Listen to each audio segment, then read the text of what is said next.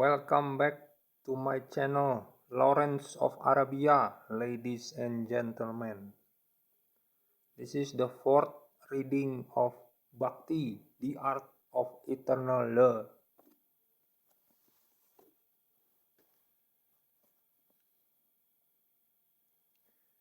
Benefits of Bhakti. This eternal engagement in Bhakti Rasa can be understood by a serious student upon studying the nectar of devotion. Adoption of Bhakti Rasa or Krishna consciousness will immediately bring one to an auspicious life, free from anxieties, and will bless one with transcendental existence, thus minimizing the value of liberation. Bhakti Rasa itself is sufficient to produce a feeling of liberation because it attracts the attention of the Supreme Lord Krishna. Generally, neophyte devotees are anxious to see Krishna or God, but God cannot be seen or known by our present materially blunt senses.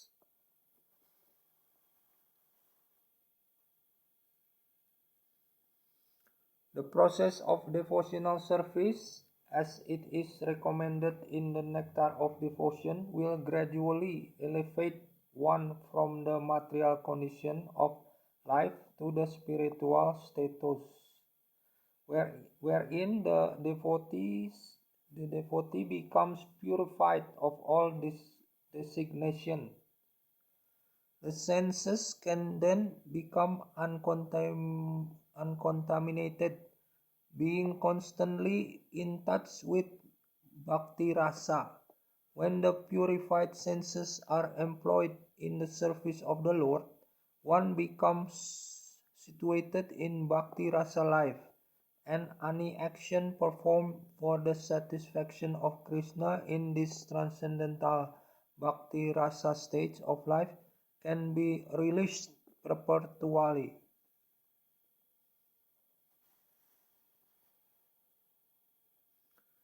When one is thus engaged in devotional service, all varieties of rasas or mellows turn into eternity. In the beginning, one is trained according to the principles of regulation under the guidance of the Acharya or spiritual master, and gradually, when one is elevated, devotional service becomes automatic and spontaneous eagerness to serve Krishna. There are 12 kinds of rasas which are explained in the Nectar of Devotion, and by renovating our relationship with Krishna in 5 primary rasas, we can live eternally in full knowledge and bliss.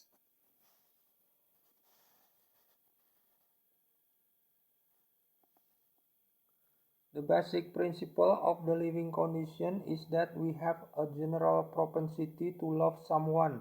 No one can live without loving someone else. This propensity is present in every living being.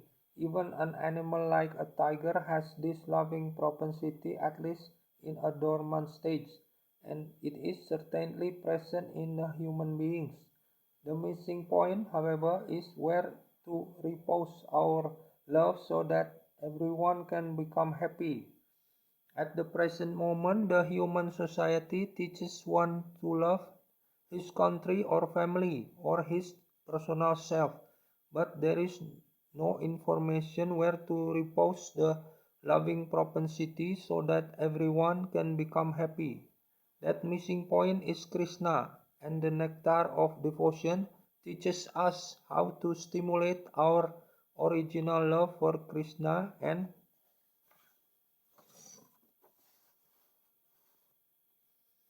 how to be situated in that position where we can enjoy our blissful life.